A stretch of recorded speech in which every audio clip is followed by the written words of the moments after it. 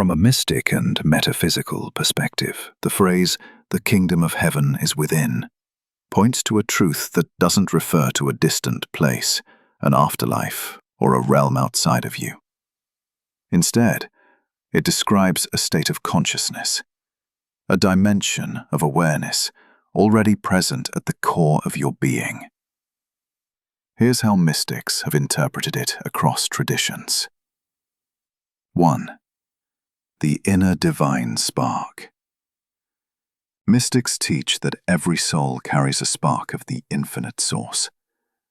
The kingdom isn't a kingdom in the earthly sense. It is the divine essence, the pure presence of the sacred, resting quietly at your center. It is the unconditioned higher self, the place where you are one with God or Source, the eternal aspect of you that never changes. You don't reach it, you remember it. 2. A shift in awareness, not a location. The within means that heaven is not spatial, it is vibrational. When your consciousness lifts out of fear, scarcity, and ego identification, you enter a higher frequency. Peace, clarity, compassion, unity, presence.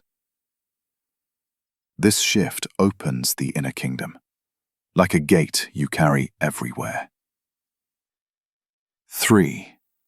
The inner kingdom as your true home. From a metaphysical standpoint, the physical world is temporary and symbolic. Your inner kingdom is the realist part of you, the place where your intuition speaks, your soul remembers its purpose, you feel guided, you experience connection with all things. It is the home you return to when your mind quiets and your heart opens. 4. Heaven as alignment with your highest self. You experience the kingdom within whenever you forgive, show compassion, become still, follow divine guidance, act out of love rather than fear. In those moments, heaven is not something above. You are embodying it. 5. Unity consciousness. Mystics say heaven is not separate from earth. Separation is an illusion. When you enter your inner kingdom, you sense all things are connected. God is not external. God is the essence of everything. You are not apart from the divine. You are a part of the divine. This is why inner awakening transforms outer life. As within, so without. 6. The door is always open. The kingdom of heaven is within means you carry the sacred. You are the gateway. Nothing can block your access except unawareness. The moment you turn inward, through stillness, intuition, or openness, the kingdom reveals itself as the presence that has always been you. Here is a deeper, more esoteric interpretation of the kingdom of heaven is within you, drawing from Gnostic, Hermetic, Kabbalistic, early Christian mysticism, and Eastern metaphysics. This interpretation is meant to feel like hidden wisdom revealed. 1. The hidden saying, a code for initiates. In ancient mystery traditions, teachings were layered. Outward stories were for the masses, inner meanings were for those with eyes to see.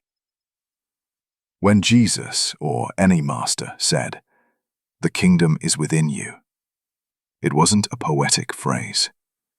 It was a password, pointing to a secret. Divinity is not reached by ascending outward. It is unveiled by descending inward. The mystics called this the inward journey to the center of the soul, where the God spark hides.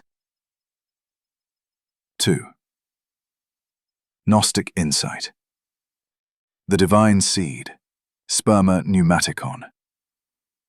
Gnostics believed every human carried a divine seed, a fragment of the infinite source trapped within matter. The outer world equals illusion, distraction, amnesia. The inner world equals the realm of truth. The kingdom is the pleroma, the fullness of God. To find it within is to awaken the seed, allowing it to remember its origin. Heaven is not necessarily a place. It is the soul recognizing itself. 3. Hermetic wisdom. As above, so below. As within, so without. Hermetic philosophy teaches that all realms mirror one another. The highest heaven, the lower earthly plane, and the human psyche form one hologram of the divine. The human heart is a microcosm of the cosmos. Therefore, to enter heaven, you enter yourself. To know God, you know your true self. This is why the Emerald Tablet states that the path upward is also the path inward. 4. Kabbalah, the inner temple. In Kabbalah, the kingdom corresponds to Malkuth, but the divine spark in the human heart corresponds to Keter, the crown, the highest emanation of the divine. The tree of life is not a map of the universe. It is a map of your own consciousness. When the mystic travels inward, they ascend the tree. The heaven within is the soul's hidden sanctuary, where all 10 emanations meet in unity. Thus, heaven is the soul remembering its origin in Ein Sof, the boundless. 5. Christian mysticism, the inner Christ. Early Christian mystics, before the church became institutional, taught that Christ equals the divine principle inside every soul. The kingdom equals the state of consciousness where this principle is active. So the saying means, the Christ is not a person to worship. It is a light to awaken inside you. This inner Christ consciousness is the doorway to the kingdom. When activated, the soul becomes luminous. 6. The esoteric structure of the human being. Mystical traditions teach that humans possess a physical body, outer shell, a psychic body, emotions, thoughts, a spiritual body, the immortal essence. The kingdom resides in the innermost layer, often called the Atman, the inner light, the divine spark, the still point, the secret chamber of the heart. The journey within moves through layers of illusion until the eternal center is reached. Mystics call this the axis mundi, within the soul, the inner pillar that connects you to God. 7. Heaven as a vibration, not a location. In esoteric thought, heaven is not up there. It is a frequency of consciousness.